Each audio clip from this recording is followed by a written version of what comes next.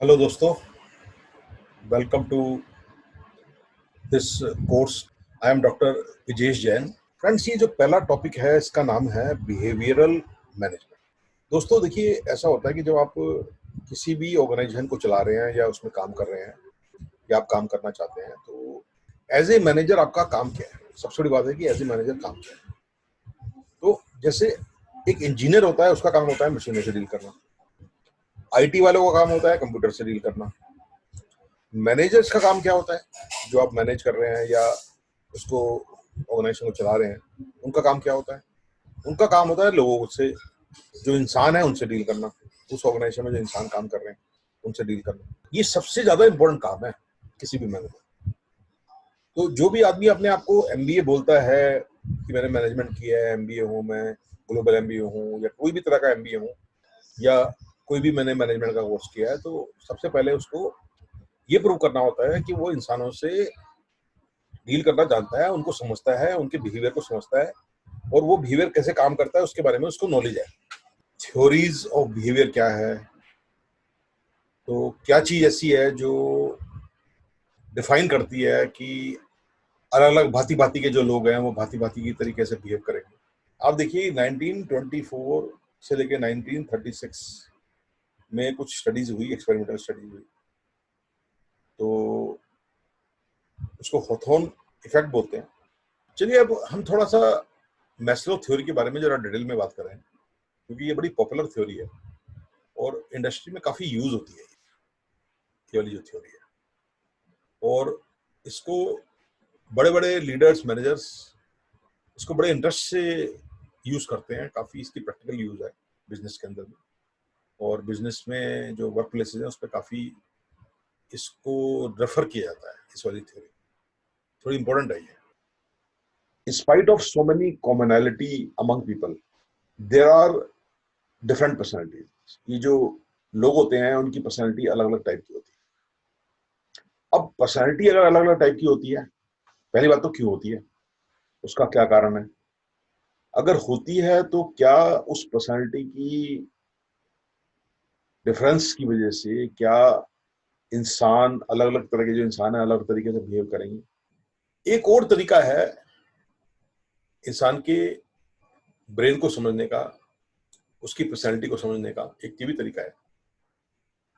तो एक ये भी अप्रोच है, वो ये है कि उसकी जो पर्सनैलिटी है और जिसकी वजह से उसका बिहेवियर जो आना, जो आप एक्सपेक्ट कर सकते हैं, उसका कहीं उसके ब्रेन से रिलेशन भी है, ब्रेन की डेवलपमेंट से।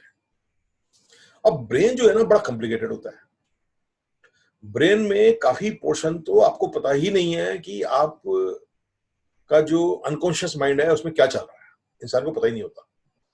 बिजनेस के अंदर और कंपनीज में, वर्क प्लेस पे एक बहुत बड़ी कला एक एमबीए को चाहिए है, वो है टीम को कैसे मैनेज करें। यानी कि एक इंडिविजुअल को मैनेज करना, इंसान को, और एक इंसान के ग्रुप को मैनेज करना। ये दोनों बातें में थोड़ा डिफरेंस है।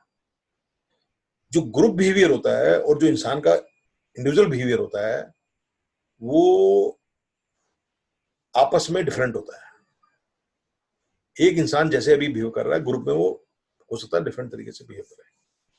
तो based on what I just said about Jack Gibbs, जिन्होंने 1961 में ये स्टडी की, तो एक लीडर को, ग्रुप को डील करने के लिए उसको क्या करना चाहिए? उसको एक अच्छा ग्रुप बिहेवियर बिल्ड करने का गोल होना चाहिए, और उसको गोल को पूरा करने के लिए अगर हम इन जो बातें अभी हमने बताई, 6 बातें, उसको अगर हम मद्देनजर रखें, तो एक अच्छी लीडरशिप वो कहलाती है, एक अच्छा मैनेजर वो कहलाता है, या एक अच्छा एंटरप्रेन्योर वो कहलाता है, who is able to focus on the perception of the people rather than judging or accusing team members। ऐसे ग्रुप मॉडल हैं कॉर्पोरेट लेवल पे जिसमें आप ग्रुप बिहेवियर को काफी हद तक पॉजिटिव बना सकते हो। जैसे मैंने अभी लास्ट स्लाइड में बताया था, कुछ बातें बताई थी एक अच्छी लीडरशिप के लिए। ऐसे ही कुछ मॉडल हैं, अगर आप उस मॉडल को क्रिएट करना चाहो अपनी कंपनी में, ऑर्गेनाइजेशन में, जो डिजायरेबल है, जो होने चाहिए एक्चुअली, तो वो मॉडल काफी कारगर साबित हुए हैं। और सबसे इंपॉर्टेंट उसमें जो मॉडल है वो है एक कॉर्पोरेट कल्चर क्रिएट करना, एक पॉजिटिव कल्चर को क्रिएट करना। अब एक और मॉडल है ऑर्गेनाइजेशन लेवल पे। अगर हम ग्रुप से ऊपर निकले हैं, तो अगर हम ऑर्गेनाइजेशन को समझने की कोशिश कर रहे हैं, तो एक मॉडल और भी होता है, बड़ा इंपॉर्टेंट काम है। वो है कि जो लोगों की जो ग्रुप्स हैं, लोगों के डिफरेंसेस हैं, लोगों में जो डिफरेंसेस हैं और उनकी वजह से ग्रुप बनते हैं।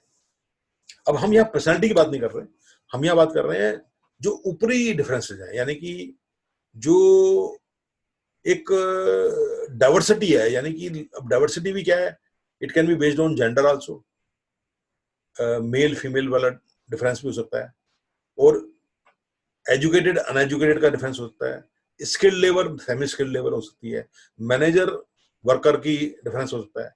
तो ये जो डिफरेंट डिफरेंट ग्रुप्स हैं ऑर्गेनाइजेशन में, अलग अलग जो ग्रुप है, उसमें से लोगों की जो डाइवर्सिटी है, उसको पहले तो उसको आइडेंटिफाई करके उसको मैनेज करने वाली बात है। उसको मैनेज अगर कर पाए ऑर्गेनाइजेशन लेवल पे, तो ये भी एक तरीका है लोगों से डील करने का, इंसान से डील करने का, human side of the business उससे डील करने का। ये भी एक मॉडल है डाइवर्सिटी मैनेजमेंट।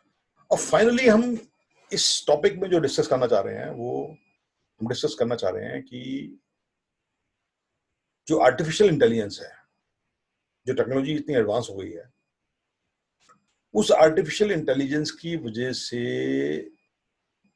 इंसान के बिहेवियर, इन जो हम इंसानों से डील कर रहे हैं, इनके बिहेवियर पे क्या फर्क पड़ रहा है।